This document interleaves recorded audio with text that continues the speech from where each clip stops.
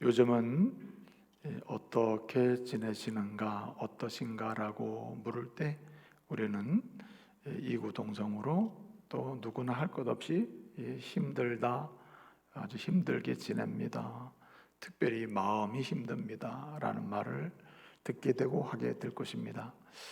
요즘 코로나 상황으로 마음이 점점 약해질 때입니다. 때로는 하는 일에서 또는 심령으로 영적인 상태로 또 관계 속에서 그리고 기본적인 활동이 멈춰진 그 상태 속에서 마음이 심히 힘들고 어려운 가운데 시간을 아마 보낼 것입니다. 오늘 우리 마음이 약해질 때 우리는 어떻게 해야 하는가, 이 부분을 함께 말씀을 통해서 상고하면서 은혜를 받기를 원합니다. 로더라고 하는 사람이 있었는데 이 사람은 스코틀랜드의 유명 코미디언이고 연예인이며 그리고 유명 가수였습니다. 이 사람에게는 아들이 한 명 있었는데 그 아들이 1차 세계대전 때에 전사를 했습니다. 한 명밖에 없는 아들이 죽은 것입니다. 이 일로 인해서 말할 수 없는 고독, 고통, 아픔, 그리고 견딜 수 없는 고단함, 한마디로 그 마음이 심히 약해진 상태, 이 상태를 경험을 했습니다. 사실은 많은 사람들이 저 사람이 저런 상황에서는 이렇게 또 연예인으로서 또는 가수로서 활동이 좀 어렵겠구나, 이런 상황이 있었음에도 불구하고 그는 극복을 하고 그리고 다시 스코틀랜드의 시민들에게 위로를 주고 또 기쁨을 주는 통로가 되었고 그리고 감동적으로 그의 생애를 살았습니다.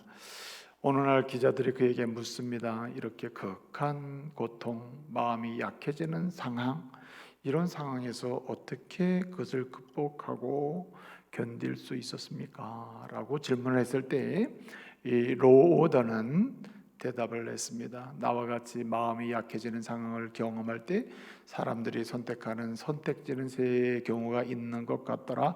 하나는 이끼와요 중독에 빠진다. 약물 중독, 술 중독에 빠지고, 또 하나의 선택지는 아예 포기하는 것. 그래서 자기의 생명을 던져버리는 거예요. 스스로 죽는 것입니다.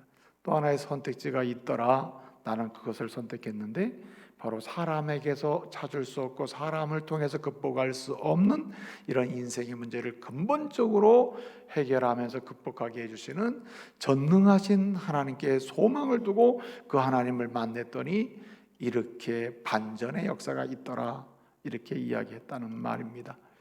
사랑하는 성도 여러분, 어디 로더뿐이겠습니까? 시대 속에서 마음이 약해질 때, 약해지는 상황을 경험할 때 여기서 다시 반전의 역사를 경험할 수 있는 유일한 길은 오직 살아계신 하나님, 전능하신 하나님, 역사의 주관자 되시는 하나님께 모든 소망을 두고 그분께 말씀을 드리고 부르짖는 것임을 기억하시기를 바랍니다. 오늘 다윗이 그랬습니다. 다윗은 너무나 마음이 약해져 있었고 약해지고 있었습니다. 오늘 본문의 표현대로 2절 어떻게 했습니까? 내 마음이 약해질 때에 땅끝에서부터 주께 부르짖었다고 했습니다. 땅끝에서부터. 여기 땅끝에서부터라고 하는 이 말은 한마디로 벼랑 끝이라는 말이에요. 벼랑 끝. 세계에서 어떤 곳에 더 이상 갈 곳도 머물 곳도 없는 실제적인 내적 외적인 상태, 이 땅끝입니다. 마음의 땅끝, 벼랑 끝이에요. 심령의 벼랑 끝, 관계의 벼랑 끝, 그리고 생각의 벼랑 끝, 삶의 실제의 벼랑 끝, 그 끝에 서 있던 사람이 다윗입니다. 그래서 마음이 약해지고 있었다. 근데 여러분, 중요한 것은 뭐냐면 다윗의 생애를 보게 되면 반전의 역사가 있어요. 그렇게 끝나지 않았다는 말입니다. 벼랑 끝에서 떨어지지 아니하고 벼랑 끝에서 반전의 역사를 경험하면서 하나님이 주시는 시온의 길을 걸어갈 수 있는 기회를 얻게 됐다는 말입니다. 그 이유가 어디 있습니까? 내 마음 약해질 때 뭐 했기 때문에, 어떻게 했기 때문에, 오늘 말씀을 보니까 주께 부르짖었더니 주님께 부르짖음으로 반전의 역사, 벼랑 끝의 역사가 열린 시온의 역사로 가게 됐음을 우리는 볼 수가 있습니다. 사랑하는 성도 여러분, 코로나로 인하여 참 일일이 설명할 수 없는 개개인의 벼랑 끝 상황이 놓여 있는 것이 현실입니다. 그래서 우리의 마음이 약해지고 있는 것도 현실입니다. 이대로 가서는 안 되는 것이죠. 이렇게 마음이 약해지면 사람은 세 가지 현상이 생겨요. 마음이 점점 약해질 때 세 가지 현상이 이 마음으로부터 새롭게 생겨나는데, 그 한 가지가 뭐냐면, 마음이 약해질 때 여러 가지 외부적 환경과 여러 가지 역경과 박해나 고난의 상황 속에서 마음이 약해질 때 이 마음에서 새로운 것이 나옵니다. 전능하신 하나님께 부르짖는 역사, 부르짖음의 자리로 나가지 않으면 그 점점 약해지는 가운데 세 가지가 현상이 나온다는 말이에요. 첫째는 그 마음에 염려가 생깁니다. 염려가 일어나기 시작해요. 마음이 약해지면 모든 게 염려가 되는 거예요.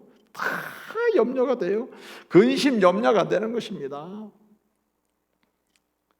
그래서 본질적으로는 영혼도 죽고 심령도 죽고 육체도 죽는 거예요. 병이 나는 것입니다. 그래서 끝자락으로 가는 거예요. 여러분, 잠언 15장 13절을 보게 되면 이런 말씀이 있습니다. 이 마음의 근심, 마음의 즐거움은 얼굴을 빛나게 한다. 이게 무슨 말입니까? 반전의 역사, 새로운 역사를 보게 한단 말이에요. 그런데 여러분, 마음의 염려, 근심은 심령을 상하게 한다. 마음이 약해지잖아요. 그럼 염려가 오는 다시 그 심령을 병들게 만들어요. 영혼이 병들게 만들어요. 오죽했으면 베드로 사도가요, 초대교회 성도들에게 마음이 박해를 통해서, 고난을 통해서, 핍박을 통해서 마음이 점점 약해질 때에 베드로는 알았어요. 그렇게 점점 마음이 약해지면 염려가 생긴다. 염려의 포로가 될 수가 있으니까 그럴 때마다 생기는 염려 다 어떻게 하라 그랬어요? 베드로전서 5장 7절에서 그 염려 다 누구께? 주께 맡겨라. 이 말도 뒤집으면 어떻게 합니까? 다윗이 하는 얘기가 똑같아요. 그렇게 마음이 약해질 때 염려가 나오는데 그 염려 포로가 되면 안 된다. 그러니 마음이 약해질 때는 주께 맡겨버리라. 주가 너를 생각하심이라. 주님께 부르짖으라 하는 얘기죠. 그것이 다윗처럼 살 길이라는 말이에요. 여러분, 마음이 점점 약해지잖아요. 소망 되시는 주님께, 우리의 창조 되시고 우리의 구속자 되시고 우리의 인생의 책임자 되시는 주님께 나아가서 주님께 부르짖지 않잖아요. 주님께 소망을 두지 않으면요, 어떻게 됩니까? 이상하게도 그 마음이 약해지는 상태에서 뭔가 해결을 해보려고 욕심이 발동이 됩니다. 욕심이. 그래서 형제도 자녀도 아내도 남편도, 다 인격적 관계를 파탄낼 정도로 강한 욕심이 잉태돼 가지고요, 사람을 사망으로 끌고 가는 거예요. 그래서 야고보는 얘기하는 겁니다. 야고보서 1장 15절에서 뭐라고 얘기합니까? 욕심 조심해라. 마음이 약해질 때 욕심 조심해라. 욕심이 계속 자라게 되면 어떻게 됩니까? 욕심이 잉태한 지 죄를 낳고 죄를 만들어내고 죄는 사망을 만든다. 한마디로 마음이 약해지면 마지막으로 우리를 어디로 끌고 가느냐? 사망으로 끌고 간다는 거예요. 사망으로. 그렇기 때문에 이 마음이 약해질 때 고난이든 박해든 여러 가지 어떤 상황이든 다양한 코로나 상황으로 우리가 마음이 약해질 때 우리는 즉시로 어디로 가야 되느냐? 사는 길, 반전의 역사, 시온의 벼랑 끝에서 시온의 길로 가는 역사는 오직 주님께 부르짖는 길밖에 없다. 여러분, 마음이 약해질 때요, 진짜 문제는 여기 있어요. 마음이 약해지잖아요. 그럼 어떻게 되느냐? 미움이 생겨나요. 이유 없습니다. 이유 없어요.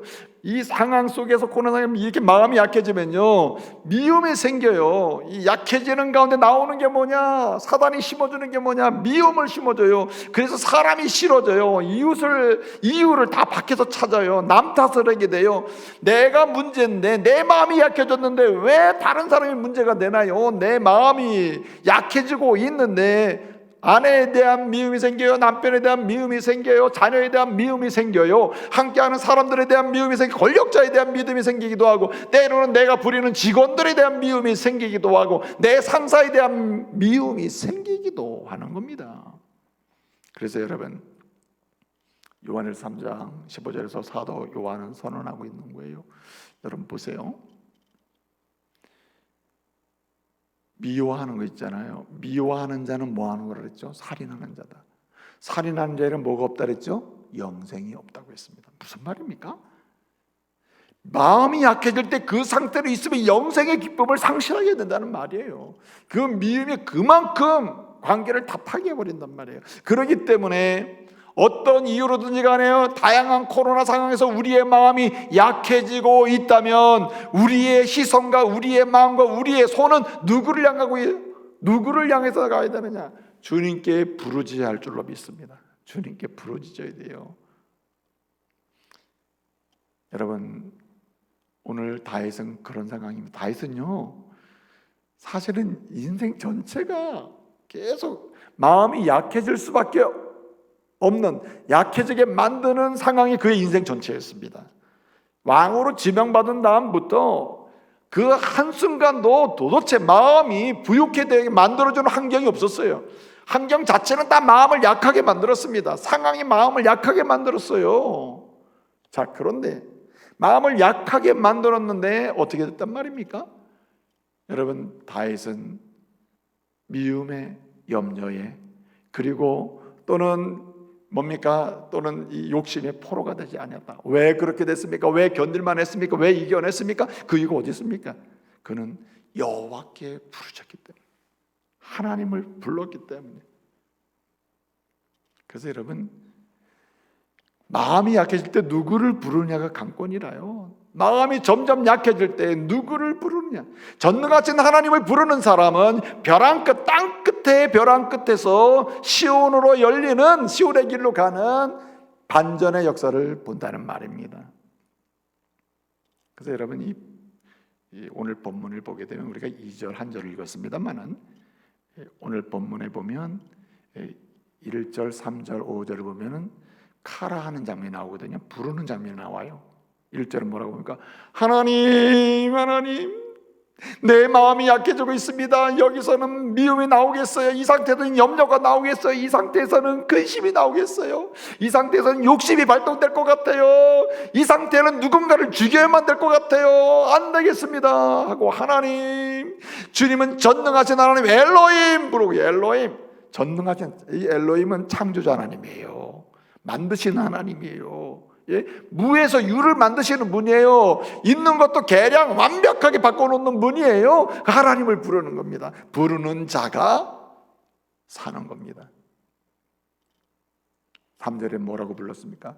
주여, 주는 부르되, 주라고 부르잖아요. 나의 피난처, 주는 원수를 피하게 하는 견고한 망대라고 불러요. 주님을 부른단 말이에요. 근데 5절은 또 뭐라고 부릅니까? 5절은 주 하나님이요 라고. 여러분, 이 아도나이라고 하는 것은요, 아도나이는 주권자여, 주인으로서 통치하고 다스리고 역사를 이루는 것입니다. 이런 분이 아도나이예요. 그런 고백을 하고 있는 것입니다. 지금 다윗은. 여러분, 우리 하나님, 전능하신 하나님으로 고백하고 그 하나님께 나가서 역사의 주관자 된 하나님께 인생을 맡기고 현재 약해지게 만드는 오늘의 상황, 내 마음이 약해지고 있을 때 그분을 붙들면 그분이 문제를 푸심을 믿으시기 바랍니다. 그래서 여기 부른다는 말은요, 약해질 때 내가 주님을 부른다, 부르짖는다고 하는 말은 욕하라라고 하는 말인데, 이 첫째는 그냥 이름을 부르는 거예요. 근데 여기에는 본문에서는 이 카라의 의미가 어떤 의미냐면 간절한 부름이에요. 그냥 이름을 부르는 것도 있고 간절하게 부르는 거 있잖아요. 하나님 부르는 것도 있고 하나님이라고 간절한 마음을 담아 부르는 게 있죠. 응답하지 않으면 안 되는 부름이 있다고요. 그 엘로힘으로가 아도나이를 부르고 아도나이 엘로힘을 부른단 말이에요. 주님은 거기에 응답하신 거죠. 그래서 다윗은 이렇게 심지어는 이 아도나이 엘로힘을 불러가면서 어떻게 해요?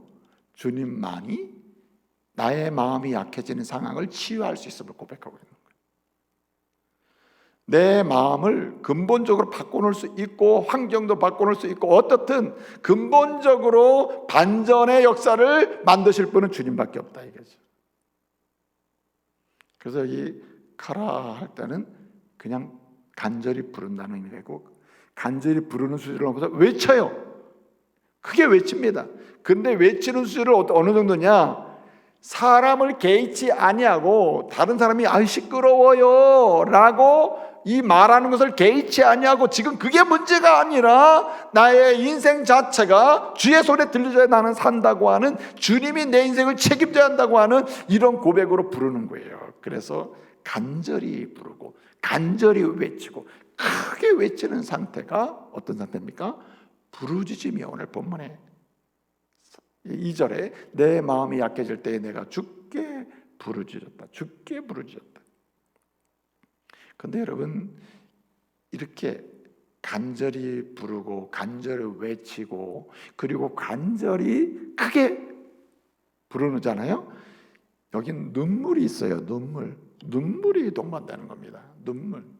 한마디로 이것을 이 본문의 카라는 눈물의 부르짖음이라 눈물의 기도다. 눈물의 기도. 마음이 약해질 때 우리가 살 수 있는 길은 마음이 약해질 때 이 문제를 풀 수 있는 길은 이 벼랑 끝에서 살아나오고 다시 일어날 수 있는 길은 눈물의 기도. 전능하신 하나님을 향한 눈물의 기도다. 눈물의 기도. 여러분 다윗은요 오늘 이렇게 고백을 하고 있습니다만은 다윗은 결정적인 순간마다 그 생애 전체가 뭐냐면은 눈물의 기도로 주님께 부르짖는 삶이었어요. 여러분 눈물도요 얼굴에서 흘리는 눈물 있죠. 다윗은 그런 눈물 아니에요. 전능하신 하나님께 부르짖음의 그 눈물의 기도는 여러분 거기에는 양도 많고 질적으로도 수준이 달라요. 그리고 여러분 그 강도 그 부르짖음의 소리도 다르다고요. 여러분 그래서 이 시편 기자로서의 다윗은요 시편 6편 6절에서 뭐라고 고백하냐면 이렇게 얘기해요. 내 눈물이 눈물의 기도를 드리는데 내 눈물이 침상을 띄워 침상을 그리고 요를 적셔요. 제가 지난주에 이제 CBS 강원 방송에서 이제 수해를 당한 그래서 침수가 된 춘천의 모 교회를 방문해서 이제 그 모금한 돈을 이제 전달을 하고 왔단 말이에요. 가 보니까는 이제 쭉 설명을 해줘요.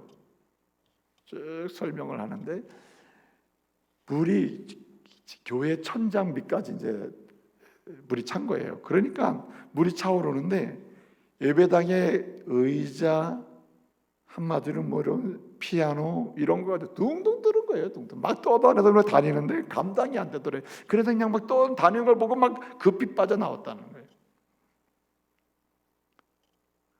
오늘 떠다니는 상태를 자기 눈물로 표현했어요. 다윗은 눈물의 기도의 사람이다. 마음이 약해질 때 눈물로 부르짖는 사람이 바로 다윗이었다. 그 눈물이 어느 정도냐? 그는 자신의 연약함 속에 회개하며 기도할 때 자기 눈물이 침상을 뜨게 만들었고 요를 적셨으며 시편 43편을 보면 42편을 보면요. 시편 42편 3절 이하를 보면은 심지어는 그가 얼마나 눈물의 기도를 드린 사람이냐면 자기의 눈물을 주야로 음식으로 산 주야로 음식으로 먹었다. 뭘? 눈물을 음식으로 먹었다 그랬어요. 음식이 되었다고 했습니다. 여러분 이 시대는 왜 문제가 되고 있냐? 왜 마음이 약해지는데 그것의 반전의 역사, 하나님이 예비하신 반전의 역사를 못 보느냐? 벼랑 끝에서 떨어지고 있느냐 말이에요. 예? 심령의 벼랑 끝, 관계의 벼랑 끝, 신앙의 벼랑 끝에서 떨어져. 그래서 욕심이 나오고 미움이 나오고 염려가 염려의 포로가 돼서 공동체는 파괴되고 말이에요. 하나님의 교회는 흔들리고 가정도 흔들리는 시대가 되냐 말이에요. 왜 그래요? 여러분, 과거나 지금이나 기도 안 하는 사람이 있어요? 다 기도하며 살아요. 예? 기도한다고 기도합니다. 식사 때도 기도하고 뭐 교회 와서 기도하고 합니다. 요즘의 기도는 눈물이 마른 기도, 눈물 없는 기도가 됐다. 부르짖음이 아니라 이건 카라가 아니에요. 그냥 말하는 거예요. 말하는 거. 우리 주님은 다윗을 통해서 오늘 말씀하십니다. 너희의 마음이 약해지고 있느냐? 마음이 약해지게 만드는 상황 속에 있느냐? 아니면 환난과 핍박 속에 있느냐? 아니면 고단함 속에 있느냐? 그렇다면 너희 하나님 주님께 나와서 뭐하라? 눈물의 기도를 드리는 거예요. 눈물의 기도. 여러분, 신약 성경에서 굉장히 중요한 인물 중에 한 사람이 바울이에요. 바울도 눈물의 기도의 사람이었습니다. 근데 여러분, 눈물의 기도도 실제 양도 많지, 막 많이 흘리죠. 그런데요, 눈물의 기도는 응답되는, 이 내 마음이 약해지는 상황을 치유하면서 그리고 새롭게 반전의 역사로 같이 주님의 역사를 보게 하는 이런 눈물의 기도는요, 질적으로도 순결해요. 순결의 눈물이, 순결한 눈물. 네? 가식의 눈물이 아니고 억울함의 눈물이 아니고, 네? 속상해서 흘리는 그냥 그런 눈물이 아니고 어떤 눈물이야? 순결한 눈물이라.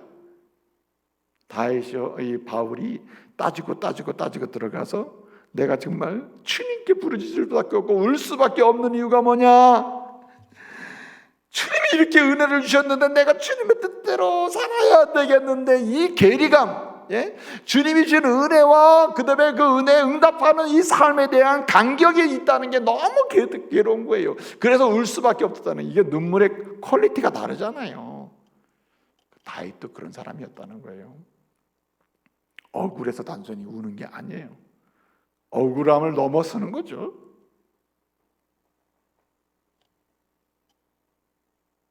다윗의 그 부르짖음의 눈물의 기도가 그의 벼랑 끝에서 인생을 바꿔놓아요. 반전의 역사를 보게 하시는데, 여러분 어떡합니까? 그 눈물을 보면요, 거기에는 부르짖음이 있어요. 여러분, 다윗이 때때로 기도할 때마다 얼마나 크게 소리를 내서 웁니까? 누가복음 22장 62절 이하를 보면요, 거기에 베드로의 눈물이 있어요. 베드로의 눈물. 베드로는요, 예수님이 체포대에 들어가면서 재판을 받는 과정 속에 거기에 많은 여종이나 이런 사람들에게 질문을 받고 당신도 한 패거리가 아니냐라고 했죠. 그는 예수님 앞에서 내 믿음이 견고해졌다고 생각했어요. 든든하다고 생각했어요. 그런데 여러분, 그 여인들의 질문을 다 받고 닭이 울었을 때 자기 마음이 얼마나 약해져 있는 줄 알았어요. 그때 여러분, 그는 어떻게 했습니까? 눈물의 기도를 드리죠. 나가서 방송대국 간다 소리내어 울었다 그랬거든요. 그 눈물의 진실성이 있죠. 여러분, 지금 이 시대는요, 마음이 약해질 때에 소리내어 우는 자가 필요해요. 소리내어서 주님께 부르짖는 자가 필요해요. 순결한 믿음의 회복을 위하여 그 갈망을 가지고 강구하는 눈물의 기도자가 필요해요. 여러분, 끝없이 감격해서 그리고 회개하며 주의 은혜를 사모하는 가운데 흘리는 많은 눈물의 기도의 용사가 필요해요. 그런 사람이 어떻게 됩니까? 마음이 약해질 때에도 다시 주님이 새롭게 허락하시는 희망의 역사로 갈 수 있다. 염려가 아니라 희망이요, 미움이 아니라 사랑이요, 욕심이 아니라 하나님이 내게 베푸신 대로 나도 세상을 축복하노라 하는 인생으로 갈 수가 있는 것입니다. 뭐하는 사람이 마음이 약해질 때 주님께 모두 가지고 나가서 눈물로 부르짖는 사람.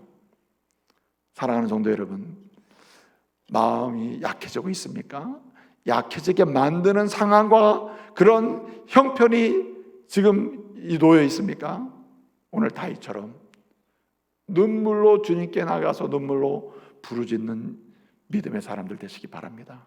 그럴 때 주님께서 하나하나 반전의 역사를 허락하시면서 다시 소망으로, 다시 믿음으로, 다시 하나님의 사랑의 부유함으로 나가게 하실 줄로 믿습니다. 자, 그러면요, 우리가 어떻게 눈물의 부르짖음을 가져야 되나? 눈물로 부르짖으며 기도해야 되나? 어떻게 눈물로 부르짖고 기도해야 되느냐 말이에요. 이 눈물의 부르짖음, 눈물의 기도 용사는 어떻게 하는 것이냐? 어떤 과정이 필요한 거예요? 오늘 여기 본문에 보게 되면 이 눈물로 기도할 때 반드시 가져야 될 첫 번째 자세가 뭐냐면은 믿음으로 주를 고백하며 기도하라는 거예요. 믿음으로 주를 고백하라. 오늘 1절, 2절을 보게 되면 3절까지 보게 되면 뭐라고 얘기합니까? 하나님이여 내 부르짖음을 들으시고 내 기도에 유의하소서. 들으십시오, 유의하십시오, 이렇게 얘기했죠. 2절에 뭐라고 얘기합니까? 내 마음이 약해질 때 주님께 부르짖어 싸우니 우리가 어떻게 한다 했습니까? 주님 나를 높은 바위로 인도해 주세요 라고 했죠. 3절은 뭐라고 합니까? 주님은 나의 피난처시요 견고한 망대십니다 라고 고백해요. 여러분, 눈물로 주님께 자기의 약함의 문제를 가지고 나가서 부르짖어 기도하는 사람 어떻게 기도합니까? 주님을 고백하며 기도한다. 믿음으로 주를 고백하면서, 그 고백의 핵심이 뭡니까? 들으시는 주님을 믿습니다. 내가 이렇게 부르짖을 때에, 말씀을 들을 때에 응답하시는 주님을 믿습니다. 들으시는 주님. 여러분, 눈물의 부르짖음으로 주께 나가는 사람요, 그 심중에 고백이 있어야 돼요. 그때에 하나님은 응답의 역사를 허락하시는 겁니다. 그 믿음의 고백, 주를 어떻게 고백해야 한다는 말입니까? 들으시는 하나님, 들으시는 하나님. 이사야 58장 9절을 보게 되면 이렇게 약속하고 있습니다. 나는 내가 부르짖을 때 내가 응답하겠고 내가 나를 부를 때 내가 여기 있다 하리라 말씀하세요. 그 약속의 말씀대로 반드시 응답하시는 주님, 들어주시는 주님. 여기 듣는다는 말은요, 본래요 신구약 성경 전체를 통해서 믿음이 씨앗이 던져지고 믿음이 자라고 그다음에 믿음으로 사는 사람이 되는 것 있잖아요. 이 모든 한마디로 스타팅 포인트, 출발점이 뭐냐면 듣는 겁니다. 듣는 거. 그래서 여러분, 이스라엘 백성들의 교육 강령이 뭐냐면은 신명기 6장 이제 4절부터 9절까지거든요. 그 말씀을 보게 되면 그 교육 강령, 이스라엘 백성들의 신앙 교육의 핵심, 신앙의 씨앗을 던지고 자라게 하고 신앙의 사람이 되게 하는 그 시작점, 스타팅 포인트가 뭐냐면은 들으라입니다. 이스라엘아 들으라, 이렇게 얘기해요. 그 들으라 할 때는 말이 거기 샤마으라는 말이거든요. 샤마으, 들으라는 말이에요. 들으라, 이렇게 얘기해요. 들어야 시작된다는 겁니다. 그런데 이것은 하나님이 우리에게 주신 말이고, 너희는 내가 말한 걸 들어라. 그래야 신앙이 뿌려지고 씨앗이 내려지고 발화가 돼서 자라고 그리고 신앙의 사람이 된다는 얘기거든요. 그런데 다윗은요, 이것을 거꾸로 사용하고 있어요. 하나님이 우리에게 들으랬거든요. 근데 이 샤마, 이 동사 들으라는 말을 하나님이 들으세요 이제는 이렇게 얘기해 버리는 거예요. 그러면 하나님이 하도 안 들어서 들으라고 명령을 해버리는 겁니까? 그 말이 아니고 여기에는 깊은 의미가 있어요. 나는 믿습니다. 내가 이렇게 눈물로 부르짖을 때 주님이 뭐 하심을 믿어요? 들으심을 믿습니다. 이렇게 얘기하는 거예요. 그 믿음을 고백하는 것입니다.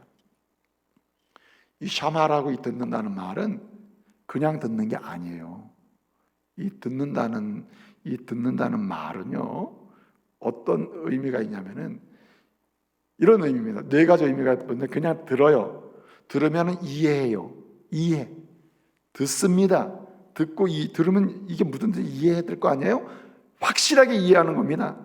세 번째는 공감하는 거예요. 이런 상황이 왜 벌어졌는지, 그 마음의 외적 상황이 어떠지, 아 그렇구나, 내가 이해가 되게 공감이 돼요. 공감해 주는 겁니다. 그리고 마지막에 뭐 하는 거냐, 마지막에 보통 사람에게 이 단어가 쓰이면은 그 뜻대로 순종하는 것이거든요. 근데 하나님께 우리가 들으라, 들으심을 믿습니다 할 때 이 들으라 샤마어는 뭐냐면 우리가 말씀을 드린 대로 다 응답해서 이루어 주시는 상태를 가르쳐요.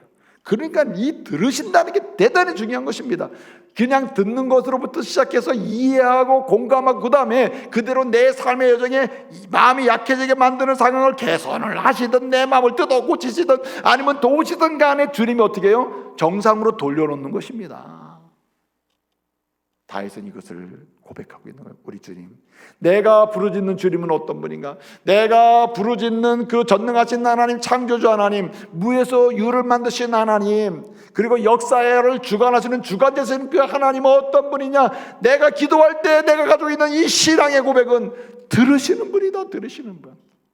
여러분, 주님이 들으신다고 하는 이 고백이 명료하고 이 고백의 확신을 가지고 있고 이 고백을 가지고 있는 사람이면요, 기도하지 않을 수도 없겠죠. 모든 약하게 하는, 마음이 약하게 만드는 모든 상황을 주님께로 끌고 가지 않을 수 없겠죠. 끌고 갈 수밖에 없죠. 다 끌고 가는 거죠. 그래서 여러분, 주님이 들으시면 두 가지 역사가 나타나요. 그래서 들으심이 중요한 겁니다.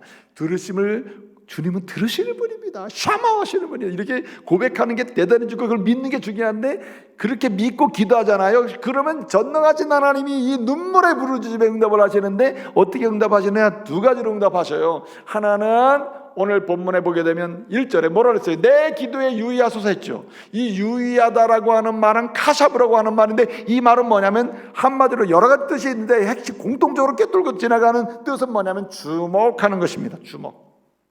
눈을 안 떼는 거예요. 내가 너의 얘기를 듣다 보니 내가 너에서 시선을 피할 수가 없다. 이제 내가 내 얘기를 듣다 보니 이야기를 듣고 이해를 하고 공감을 하고 내가 너에게 응답을 해 주려고 하니 내가 너에게서 내 눈을 뗄 수가 없어. 지금부터 내가 너에게 주목할 거야. 내가 너를 향한 내 시선을 고정시킬 거야. 픽스한다는 거예요. 눈을 안 떼시는 하나님이. 여러분, 기도하는 자를 향해 주님은 눈을 떼지 않습니다. 부르짖는 자를 향하여 주님은 시선을 떼지 않아요. 그 시선을 고정하고 살피시고 일을 해나가시는 분임을 믿으시기 바랍니다. 두 번째 역사가 일어나요. 뭐가 일어납니까? 오늘 본문을 보면 3절에 이렇게 고백했죠. 주님은 나의 피난처시오 견고한 망 되십니다. 이건 뭐냐면 보호하시고 살리신다는 뜻이거든요. 보호하시고 살리시는 분입니다. 이런 뜻인데 이 7절의 마지막에 가서 이렇게 고백하고 있어요. 뭐라 합니까? 주님은 나를 모아소서 보호하소서. 보호하소서. 여러분, 주님이 들으시면은 첫째는 한마디로 카샤부, 주목한다. 주님이 시선이 나를 떠나지 않는다. 카샤브의 역사가 일어나고, 두 번째는 이렇게 시선을 떠나지 않으니까 늘 지키시고 이렇게 할 거 아니에요. 그래서 어떻게 보호하신다는 거예요. 이 보호한다는 말이 뭐냐면 나차르라고 하는 말인데, 이 말의 의미는 뭐냐면요, 그냥 너 여기 있어, 내가 지켜줄게, 아무도 못 건드려 지켜줄게 하는 이 정도의 얘기가 아니에요. 이 이야기는 뭐냐면은 어린아이가 내가 지켜줄게 하는 이 보호한다는 말이 그냥 아무도 못 건들게 하는 수준이 아니라 건강하게 자라도록 해주는 겁니다. 한마디로 먹을 거 입을 거 다 공부, 한마디로 책임진다는 뜻이 책임진다. 주님이 들으시면 우리에게 시선을 주목하시고 우리를 책임지심을 믿으시기 바랍니다. 그래서 이 고백이 대단히 중요한 거예요. 눈물의 기도로 부르짖는 사람, 어떤 신앙 고백이 있어야 됩니까? 주님은 들으심을 믿습니다. 내 이야기를 이해하심을 믿습니다. 내 상황을 이해하시고 내 마음, 내 상태를 공감하신 줄 믿습니다. 그래서 거꾸로 주님이 원하시는 대로 이루어 줄 줄 믿습니다는 것 같아요. 그래서 들으시는 하나님을 고백하는 게 이 시편 61편에서는요 제일 중요한 고백이 뭐냐? 들으시는 하나님. 거기서부터 모든 게 시작이 되는 겁니다. 근데 이제 재밌는 게 있어요. 그게 뭐냐면 이렇게 주님을 들어주시는 주님, 내 이야기를 듣고 이해해 주시고 그리고 공감해 주시고 여기에 알맞게 딱딱 채워주시고 응답하시는 그 들어주시는 하나님을 고백하고 확신하면서 기도하잖아요. 부르짖잖아요. 놀라운 것은 왜 반전의 역사가 일어나냐면은 내가 바뀌어요. 내가 바뀐다고요. 기도하는 가운데 내 마음이 바뀌어요. 매튜스라고 하는 사람이 쓴 책이 있는데 번역이 됐어요. 마음 가는 대로 하라. 마음 가는 대로. 당신의 마음 가는 대로 하는 책이 있거든요. 그 책에서 매튜스가 하는 말이 뭐냐면, 사람들은 마음이 약해질 때에 사람은 환경을 바꾸면 된다고 생각을 한다는 거예요. 그런데 여러분, 절대 아니라는 거죠. 매튜스는 그런 얘기합니다. 사람들은 세상을 바꾸려고 하고, 환경을 바꾸려고 하고, 상대방을 바꾸려고 하고, 상대방의 다른 사람을 바꾸려고 하는데, 바꿔야 된다, 바꿔줘야 된다, 바꿔질수록 좋지, 원하는 대로. 근데 중요한 출발점은 뭐냐? 당신이 바뀌어야 된다, 당신이. 여러분, 마음이 약해질 때 우리가 주님께 부르짖어 기도하잖아요. 주님은 응답하시는 분, 공감하시는 분, 이해하시는 분, 들으시는 분, 깨닫고 다 용납해 주시는 분, 이렇게 들으시는 분임을 믿고 부르짖잖아요. 그런데요, 이때 성령께서 역사하셔요. 전능하신 하나님이 내 마음을 메이킹하셔요. 메이킹 마인드 한단 말이에요. 어떻게 바꿔나요? 와, 여러분, 마음이 약해질 때 막 미움이 나온다 그랬죠. 제가 가만히 있으면 미움, 욕심이 나온다 그랬죠. 염려가 나온다 그랬죠. 이상해요. 주님이 내 마음을 바꿔놓으셔요. 마음이 약해졌는데도 불구하고, 그런 상황은 바뀌지 않았는데도 불구하고 이미 마음은 어디로 돌아섰느냐? 더 사랑해야지, 예? 더 희망. 야, 주님이 일하시겠어. 이렇게 어려운 상황 만들어 놓으셨다면 어떻게 일을 만들어 놓고 가실까? 기대하게 만든단 말이에요. 희망의 마음으로 바꿔주셔요. 어떻게 합니까? 여러분, 또 욕심이 아니라 뭘로 바뀌어요? 여러분은 오히려 베품으로 바뀐다. 누가 나보다 더 약한 사람은 누구냐? 찾게 되는 거죠. 사람이 마음이 약해질 때는 나같이 힘든 사람은 없다고 다 생각하거든요. 근데 여러분, 드디어 주님께 눈물로 주님은 들으시는 분임을 고백하며 기도할 때요, 사람이 보이기 시작하네. 또 한 가지는요, 이렇게 믿음으로 주를 고백하면서 부르짖어야 되고, 두 번째는 주님께로 믿음으로 주님께 나가면서 기도해야 됩니다. 한마디로 신약 성경의 언어로 표현한다면 주 안에 거하며 기도해야 된다. 오늘 본문 말씀 보게 되면 4절, 7절을 보게 되면 뭐라고 얘기합니까? 주의 장막에 머물며 라고 했어요. 주의 장막에 머물며, 그 다음에 7절을 보니까 주 앞에서 영원히 거주하리니 라고 했어요. 주 앞에서 영원히 거주하리니. 이게 무슨 얘기입니까? 기도하는 자가 반드시 하나님 앞에서 가져야 될 태도가 있다면 그것은 뭐냐면은 바로 이겁니다. 주님께로 가야 돼요. 여러분, 마음이 약해지는 상황이 있습니까? 부르짖기를 원합니까? 눈물의 기도에 용사가 되기를 원하십니까?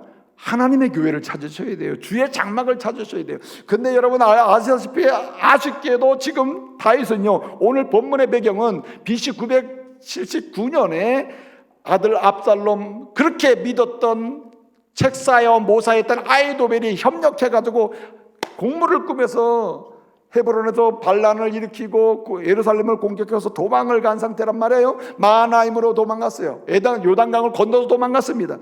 마음은 평상시 같으면 벌써 장막에 가 있을 텐데, 성전에 가 있을 텐데, 지금은 도망간 상태니 가 있을 수가 없어요. 그러나 어떻게 합니까? 나는 영원토록 4절에 뭐라 그랬어요? 4절에 나는 영원토록 장막에 머문다, 주 앞에 머문다 그랬어요. 여러분, 우리가 여러 가지 상황으로 하나님의 교회에 올라오지 못하고 있어요. 그러나 우리 마음은 하나님의 믿음의 공동체 교회에 머물러야 돼요. 주님과 함께 만나는 곳에 머물러야 돼요. 그럴 때 여러분, 우리의 눈물의 기도가 주님께 드려져요. 진실함으로 드려지게 돼요. 그래서 여러분, 오늘 자기의 상황이 요단강을 건너 마하나임이라고 하는 너무 성전과는 멀리, 이 상황이 되면 성전에 올라가서 지금 잠깐 주님께로 나가 주 앞으로 가야 되는데 여기 현실적으로 안 되잖아요. 그래서 이걸 어떻게 표현하냐면 7절에서는 주 앞에, 하나님 앞에서, 한마디로 리프네 엘로힘, 하나님 앞에서 내가 머물 것이다, 거주하리라고 말하고 있어요. 사실 성전에 올라간다는 말은 누가 앞에 가는 겁니까? 하나님 앞에 가는 거거든요. 여러분, 주를 가까이 하면 내게 복이라. 여러분, 모든 문제의 해결과 마음으로부터 문제가 해결돼 가는 여러 가지 응답의 역사를 보게 되면 주님께로 가는 자체가 사실 복이에요. 그렇기 때문에 우리는 기도할 때마다, 눈물의 부르짖음을 할 때마다 어디로 나가면서 계속 주님께로 더 가까이, 주님. 그래서 여러분, 7절에 하나님 앞에서 거주한다는 이 하나님 앞에라는 리프네 엘로힘이라는 이 말은, 리프네라는 말은 본래 파님이 얼굴이란 뜻이거든요. 얼굴, 파님이란 말인데 이 리프레는 얼굴, 하나님 얼굴 속에서라는 뜻이에요. 그러니까 나는 앞으로도 계속해서 내가 이렇게 부르짖으며 기도하면서 하나님의 은혜를 받고 계속 이렇게 반전의 역사를 경험하게 될 때 나는 계속 어디로 가요? 나는 하나님 얼굴 속에 거하겠습니다. 얼굴 속에 거한다는 말은 주님이 응답하시잖아요. 그러면 시선이 고정돼 버리잖아요. 우리 또한 주님 앞에 내 전체를 다 보이도록 해야 된다. 그래서 얼굴 속에 거한다는 말은 친밀한 교제를 의미해요. 주님을 자꾸만 만나서 친밀하게 교제하는 가운데 기도하고, 그리고 주님의 뜻을 안다는 것을 의미해요. 이 얼굴에 리프레 엘로힘, 그 주님의 얼굴 안에 거한다는 말은 친밀한 교제를 의미하고 주님의 뜻을 안다는 것을 의미하고, 그래서 주님을 조금 더 잘 섬기려고 분투한다는 의미가 있어요. 그러니까 눈물의 기도를 호소하는 것 있잖아요. 그런 가운데 하나님이 이 마음 약해지게 하는 모든 상황을 새롭게 하는 이 은총은 누가 받느냐? 어떻게 기도하는 사람? 주님께 나가며 기도하는 사람, 만나며 기도하는 사람, 주님과 손잡고 생활하며 기도하는 사람이에요.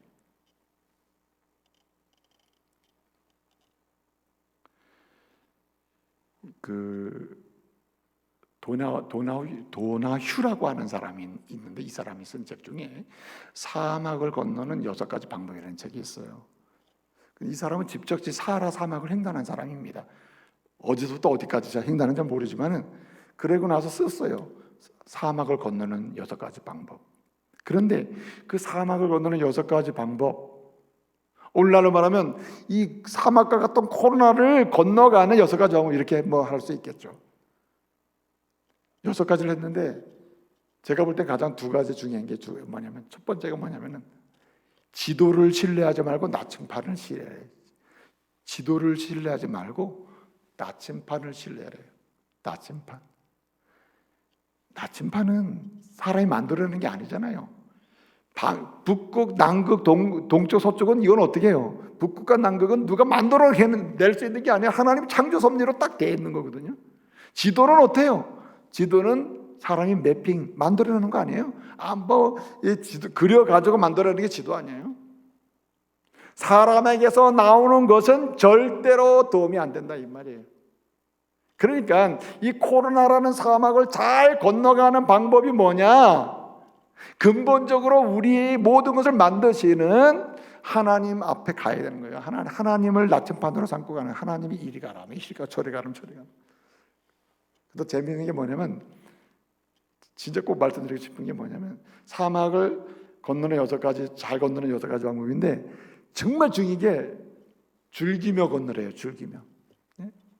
아유, 이 사막 언제 끝나나, 이 코로나 언제 끝나나.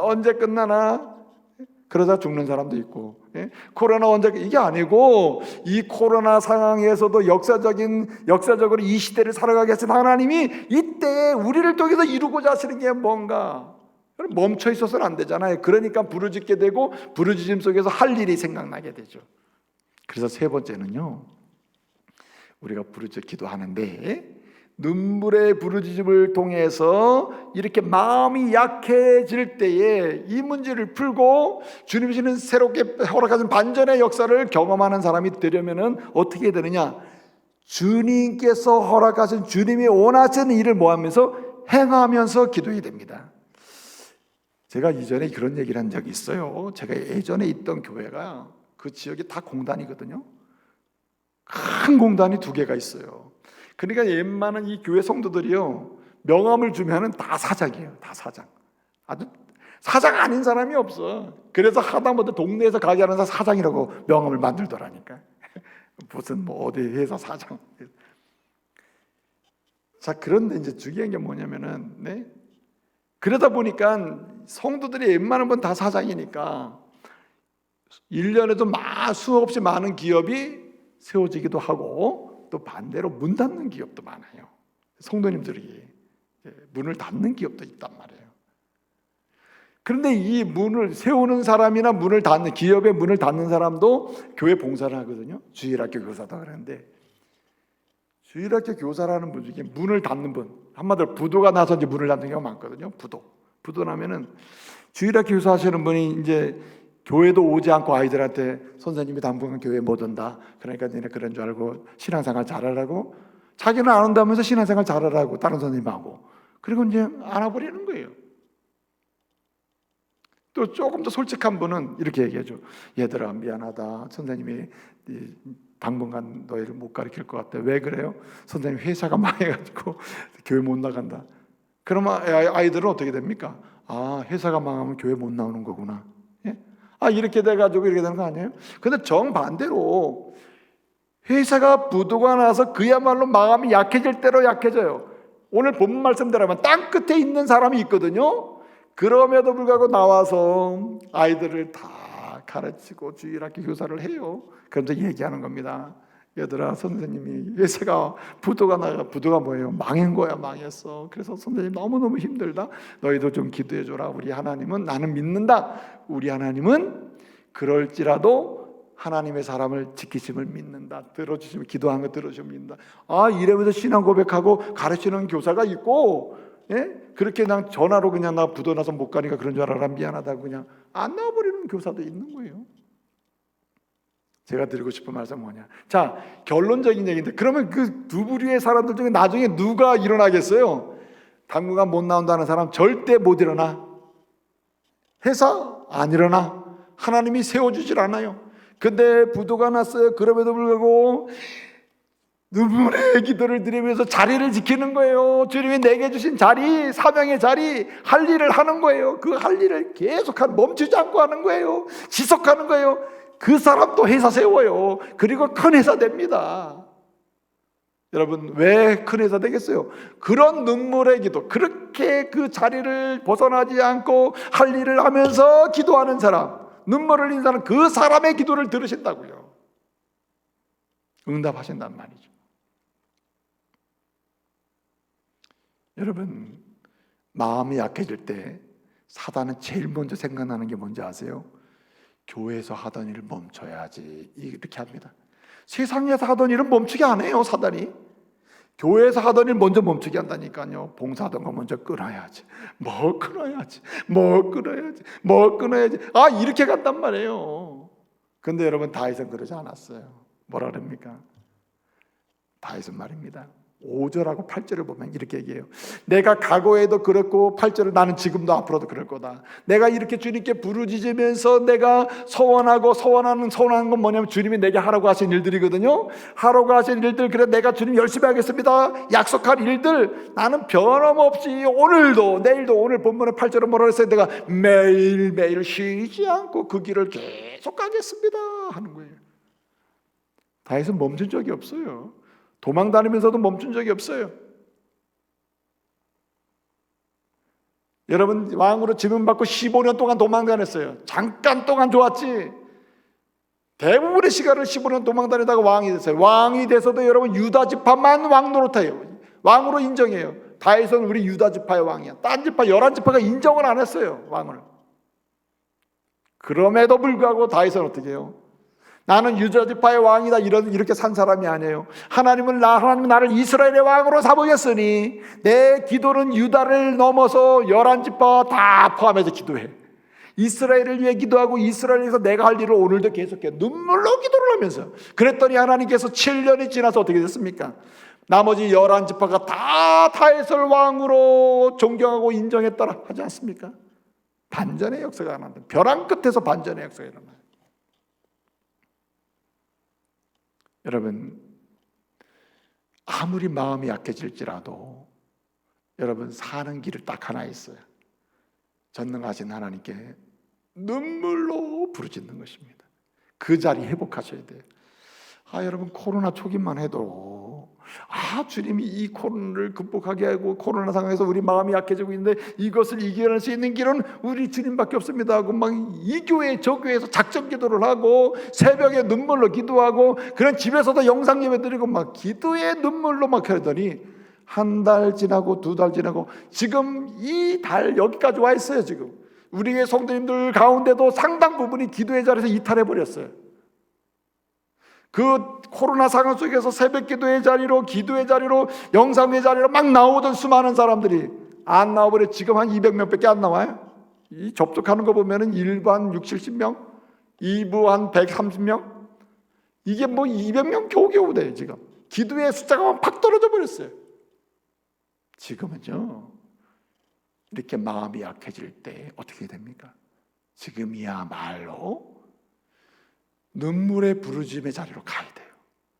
그렇게 하는 사람, 그 눈물의 기도의 자리로 가는데, 부르짖음의 자리로 가는데 주님은 들으시는 분임을 믿습니다. 나는 주님께로 가까이 갈 수밖에 없어요. 주님께로 나아가면서, 주의 얼굴 안으로 들어가면서, 여러분 어떤 어려운 상황에서 주님이 내게 허락하신 그 일들, 직분들, 사명들, 그것을 쉬지 않고 감당하면서 눈물로 기도할 때에, 여러분 오늘 본문에 땅 끝에서 다시 시온의 대로로, 심령의 인생의 벼랑 끝에서 다시 시온의 대로로 나갈 수 있는 기회를, 반전의 은혜의 역사를 허락하실 줄로 믿습니다. 기도하겠습니다. 은혜로우신 아버지 하나님, 감사 찬송 영광 돌려드립니다. 마음이 약해져 있습니다. 약해지고 있습니다. 약해지게 하는 코로나의 다양한 상황이 밀려오고 있습니다. 주님, 이때의 다윗처럼 전능하신 하나님, 구원의 하나님, 역사의 주관자 되시는 주 하나님께 눈물의 부르짖음의 용사가 되어야겠사오니, 주님 오늘 다윗처럼 주님 들으시는 주님을 고백하면서, 그리고 주님께로 나아가면서, 그리고 주님께서 허락하신 일들을 멈추지 않고 중단 없이 행하면서 눈물의 기도의 자리로 나가서 다시 허락하시는 반전의 역사, 은혜의 역사를 보게 하여 주옵소서. 예수님의 이름으로 기도합니다. 아멘.